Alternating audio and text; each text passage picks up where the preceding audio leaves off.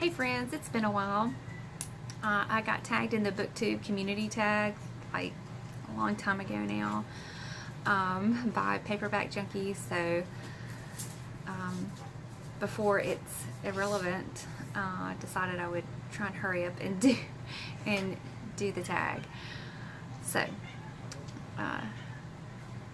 how long have you been watching Booktube?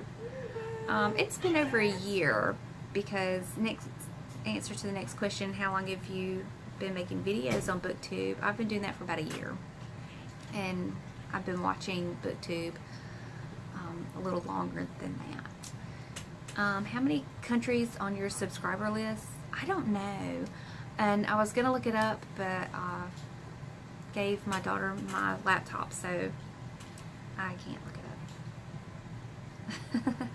But I don't have a ton of subscribers, so that'll be something that I have to look into. I'm not sure how to find that out, honestly. How many countries am I subscribed to? At least 2, because I love watching Hannah Tay's videos, and I know I'm subscribed to people that are in the US, so at least 2. How do I handle the comments section? I don't have a ton of subscribers, so I don't get a lot of comments, but I usually respond to every comment that I can. Put a thumbs up or heart on it. Do I interact with booktubers on other social media? Yes, whenever someone approaches me, or if I find someone on social media and I feel like I got something to say about one of their pictures or something like that, I definitely do. Do I rely on some booktubers for recommendations? Yeah, sometimes, definitely. Or, you know, maybe not, and it's not always like recommendations for books to read, but just like books that I want to have them just because of their covers. Paperback Mania always shows a ton of just great looking books. Do I interact with other booktubers via email? No. I don't really interact with anyone over email, honestly, unless it like kids school related stuff. And then that's the only way that I can like get in contact with their teachers.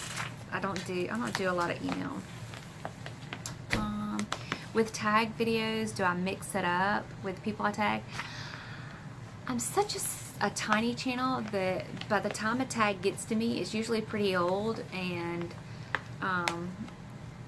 admittedly, I don't watch a ton of YouTube, period, so if I was going to tag someone, they were probably the person that tagged me, or they were already tagged like months ago, so I don't mix it up because I usually don't have anybody to tag. Have I ever mailed books to another booktuber? No, but I plan to. I've got ideas and things in the works because I love giving people stuff. Have I received books? I have. I received some booklets from Paperback Junkie.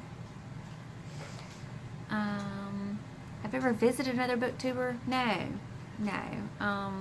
I haven't even ventured far from my home state, honestly. And have you done any buddy reads? No, but I'd like to. I think that would be a lot of fun. I've tried to do like book clubs with the few friends that I have and stuff, and nobody really cares about doing that. So, next, I have a bunch of books. I've bought just a ton of books, and it's to the point where I don't remember where I got all of them from. I don't know if you can hear that. My dog's like whining in the back. Probably because the cat won't play with him. And then we have to yell at the dog to leave the cat alone. It's just such a thing. Sorry, I'm making the camera bounce. Or my phone bounce. It's not a camera. It's just my phone. But recently, I finally read The Other Boleyn Girl, and I loved it. I loved it. So I've been on the hunt to buy like every Philippa Gregory book that I can find. And it seems like they were just everywhere, you know, and I was like, oh, you know, because I'm one of those people that I have that thing where if something becomes really popular, then I decide that I don't want anything to do with it. And it seemed like her stuff was just super popular, so but I absolutely loved this. I've watched the movie and I've watched The Tudors more than once, and this is different because it's from the perspective of Mary Boleyn, and I just thought it was fantastic. And all the research that she did going into it to make it, you know, as believable, and what parts she could make historically accurate, I just, man, I'm all over that, all over it. So I had bought this book. I found this, Three Sisters, Three Queens. And this was written from the perspective of Margaret Stuart, Henry VIII's sister. And so it's about her, Catherine of Aragon, and then Margaret and Harry's sister Mary. And I loved it as well. It tells you in the author's notes that there's not a lot known about Margaret, but this was just probably like so believable, and parts of her life were just so romantic and great. You know, like I had to look past the fact that she was really young when she married her first husband, but people grew up I think a lot sooner then. So I thought it was absolutely great. And she was so annoying because she was so entitled and so spoiled and so stuck up. Like, I was like, seriously, if I saw this lady, I'd really want to slap her in the face because she just, ugh.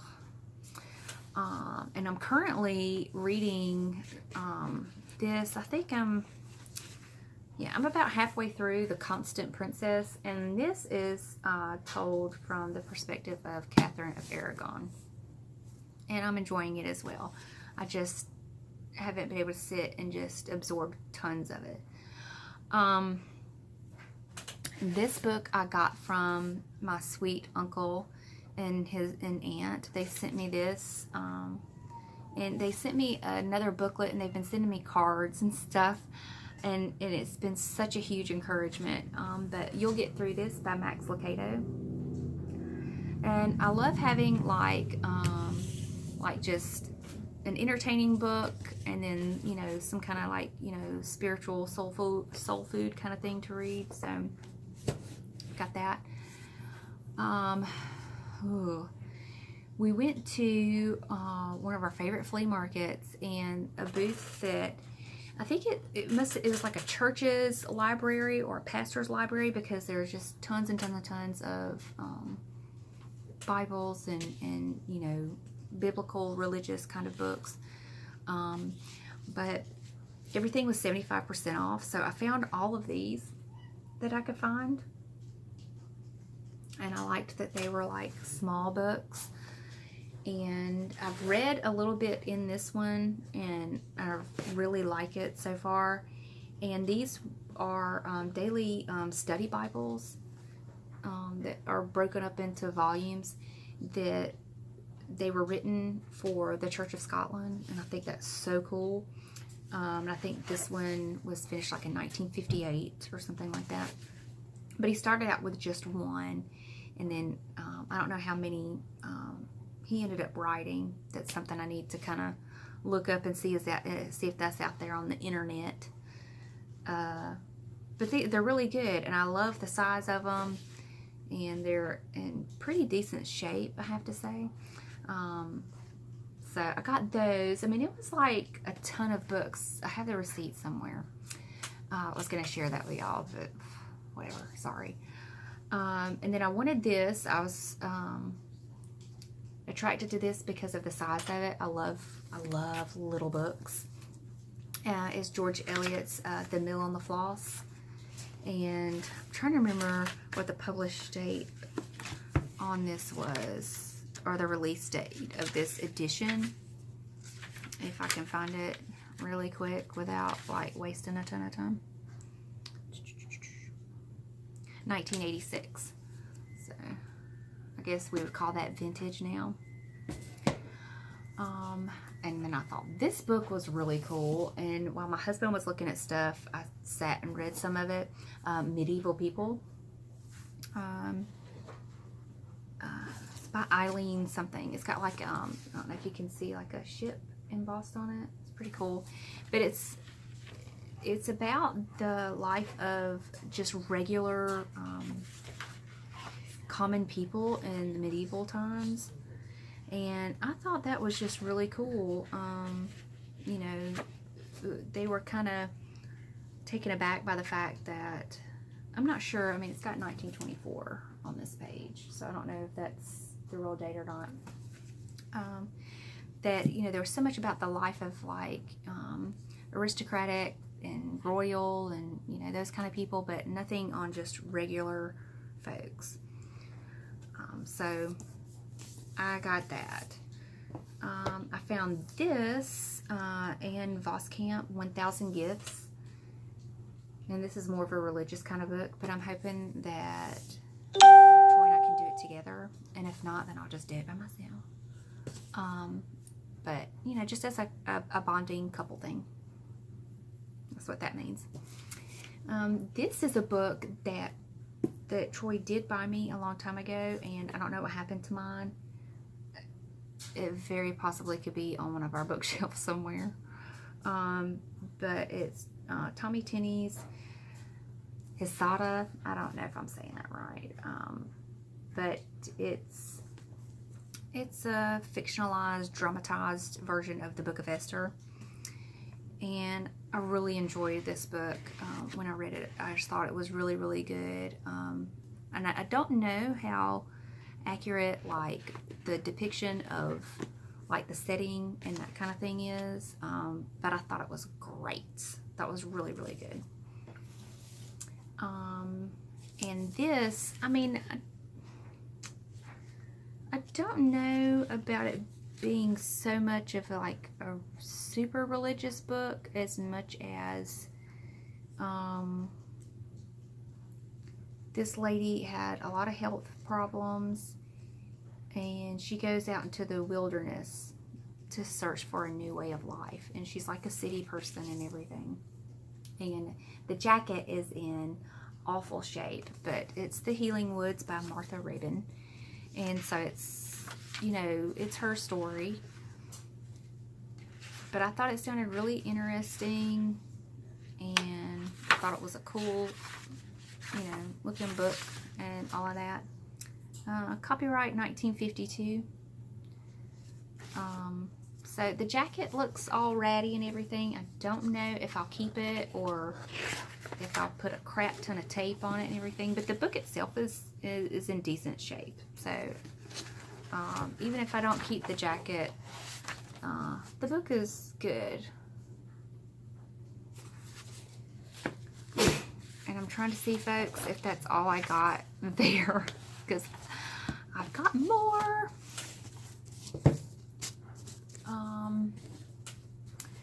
I had a really sweet friend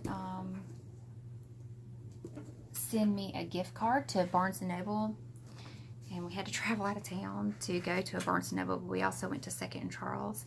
But with that, I got Mercedes Lackey, The Last Herald Mage trilogy, and mainly I just gravitated toward it because I thought that the pictures of the original book covers were just really, really cool. And then I read on the back, and it says, let's see if I can find it really quick.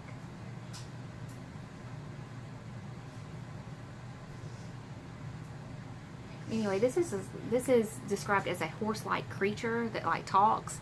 I was all over it just because of that. And then I've been wanting to read some of Ken Follett's books, so I got The Pillars of the Earth. And I'm excited about this because it's a big, thick book. It's really heavy, and the writing's not like really big. So, you know, if I get an 800 or 1,000 page book, I want it I want it to be a 1,000-page book. I don't want, you know, like gigantic font. I found this. I don't know how long I've had this, or if I think I got this recently, but it's written by Michael Reeves and Mallory Reeves. So it's Neil Gaiman and Michael Reeves, The Silver Dream. And I just enjoy the way that Neil Gaiman writes. And I got it from Dollar Tree, so it was $1. So if it sucks, it doesn't really matter because it was only $1. That's the way I look at it.